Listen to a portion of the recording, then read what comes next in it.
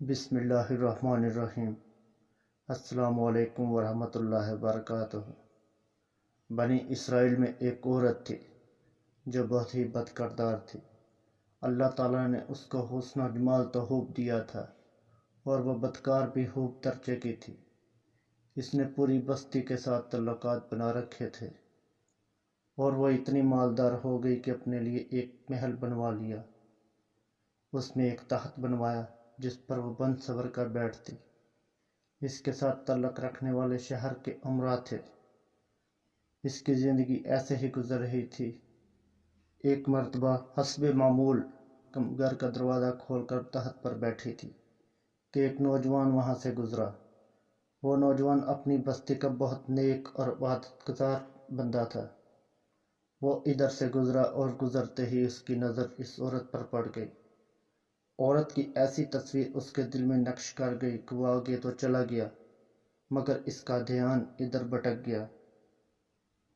پھر وہ مراقبہ میں، ذکر میں، تلاوت میں جب بھی بیٹھتا اس کا دل نہ لگتا۔ اس نے روزے رکھے، کئی دن بھوکا رہا، اپنے آپ کو تکلیفیں دیں مگر اس کا خیال اپنے دل سے نہ نکال سکا۔ چنانچہ ایک دن اس نے سوچا، جب اس خیال سے میری جان نہیں چھوٹتی تو میں اس عورت کے پاس چلا جاتا ہوں۔ اس کے پاس جو تھوڑا بہت سامان تھا وہ بیچا اور اتنے پیسے بنا لیے جتنے وہ بدکار عورت اپنے پاس آنے کے لیتی تھی۔ وہ اس کے پاس گیا، اسے پیسے دے کر اس کے ساتھ چارپائی پر بیٹھا۔ اس سے بات چیت کر رہا تھا کہ اسے خیال آیا، میں نے اتنے سال عبادت گزاری کی، آج میرا اللہ مجھے غیر محرم عورت کے ساتھ دیکھ رہا ہوگا۔ بس یہ خیال آنے کی دیر تھی، اللہ کا درد اس کے دل میں غالب آ گیا۔ نوجوان نے کانپنا شروع کر دیا۔ عورت اس سے پوچھ رہی، تم کیوں کانپ رہے ہو اور تمہارا چہرہ کیوں پیلا پڑ گیا ہے؟ اس نوجوان نے جواب دیا، میری طبیعت ٹھیک نہیں۔ عورت نے کہا، پھر تم جس مقصد کے لیے آئے ہو وہ پورا کرو اور جاؤ۔ نوجوان نے منع کر دیا۔ عورت حیران ہوئی، آج تک زندگی میں کوئی ایسا مرد نہیں دیکھا جو میرے اس قدر قریب بیٹھے اور پھر برائی کیے بغیر چلا جائے۔ یہ کیسا جوان ہے؟ وہ نوجوان سے پوچھنے لگی، تم کون ہو؟ اس نے بتایا، میں اس نام کا بندہ ہوں اور فلاں بستی میں رہتا ہوں۔ میرے دل میں خیال آ رہا ہے کہ میں نے اتنی عمر مسلح پہ گزار دی، آج میرا اللہ مجھے تمہارے ساتھ بیٹھے بھی تو دیکھ رہا ہوگا۔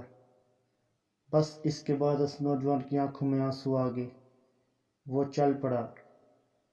وہ چلا گیا تو عورت کے دل میں خیال آیا، یہ کموارا نوجوان اللہ سے کتنا ڈرتا ہے، جبکہ اس نے کوئی گناہ بھی نہیں کیا اور میں تو سارا دن اور ساری رات گناہوں کی مرتکب ہوتی ہوں، میں تو اللہ سے نہیں ڈرتی۔ اس کے دل میں شرمندگی پیدا ہوئی، ندامت آنے لگی، اب کیا کروں؟ دل میں خیال آیا کہ حضرت موسیٰ علیہ السلام سے پوچھتی ہوں کہ میرے لیے بھی توبہ کی کوئی صورت نکلتی ہے۔ وہ اپنے گھر سے نکل کھڑی ہوئی۔ اب اس کو بستی کا ایک ایک بندہ پہچانتا تھا۔ وہ چلی اور جا کر حضرت موسیٰ علیہ السلام کو دیکھا جو اس وقت بنی اسرائیل کے لوگوں کو نصیحت فرما رہے تھے۔ اس نے کسی آدمی کے ذریعے پیغام بھیجا کہ حضرت موسیٰ علیہ السلام سے جا کر کہو مجھے آپ سے ملنا ہے۔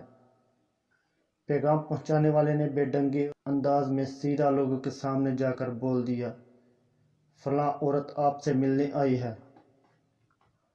حضرت موسیٰ علیہ السلام نے سنا تو آپ کو بہت جلال آیا کہ لوگ کیا سوچتے ہوں گے، ان سے ایسی عورتیں ملنے آتی ہیں، اس عورت سے ان کا کیا تعلق؟ حضرت موسیٰ علیہ السلام نے غصے میں کہہ دیا، اسے کہو یہاں سے چلی جائے، میں اس سے نہیں ملنا چاہتا۔ پیغام دینے والے نے عورت سے جا کر سیدھا یہی بول دیا کہ حضرت موسیٰ علیہ السلام بہت غصے میں ہے، تم سے بہت خفا ہیں اور تم سے نہیں ملنا چاہتے۔ وہ ڈر گئی، کہنے لگی میری بدکاریاں اس قدر ہیں کہ اللہ مجھ سے ناراض تھا اور اب اللہ کا نبی بھی مجھ سے بات نہیں کرنا چاہتا۔ میرے لیے تو اب دنیا میں کوئی ٹھکانہ نہیں۔ بڑے اداس اور بوجھل دل کے ساتھ وہاں سے واپس آئی۔ اسے سمجھ نہیں آ رہا تھا وہ کیا کرے۔ اب وہ حیران تھی کہ اللہ کے نبی نے مجھ سے بات کرنا گوارا نہ کیا۔ میں اتنی گری ہوئی چیز ہوں۔ چنانچہ وہ گھر آئی اور اس نے گھر کی کنڈی لگا لی۔ اس نے اپنے کسی بڑے سے سن رکھا تھا کہ بندہ جب اپنے رب کو بنانا چاہے تو اسے چاہیے رب کے سامنے سجدہ ریز ہو۔ چنانچہ اسے اور کوئی طریقہ نہ آتا تھا۔ وہ گھر کی کنڈی لگا کر ایک کونے میں سجدہ ریز ہو گئی، اللہ سے معاف کی طلبگار ہوئی اور ساری رات اللہ سے سیدھے راستے کی دعا کرتی رہی۔ پھر اللہ کی شان دیکھیے، اس نے رات گزاری۔ اگلے دن اس کے دل میں خیال آیا، میں عورت ذات ہوں، گھر میں اکیلی رہتی ہوں، ایک میری خادمہ ہے، میں اگر نیت نیک کر بھی لوں تو جتنے لوگوں نے میرے ساتھ بدکاریاں کی ہیں وہ تو مجھے اس راستے پر نہیں رہنے دیں گے، تب بہتر ہے میں اس جگہ کو چھوڑ کر چلی جاؤں۔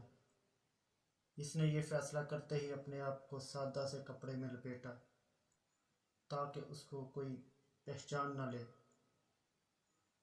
وہ جا رہی تھی، پھر اس نے سوچا عورت ذات ہوں، کہاں جاؤں؟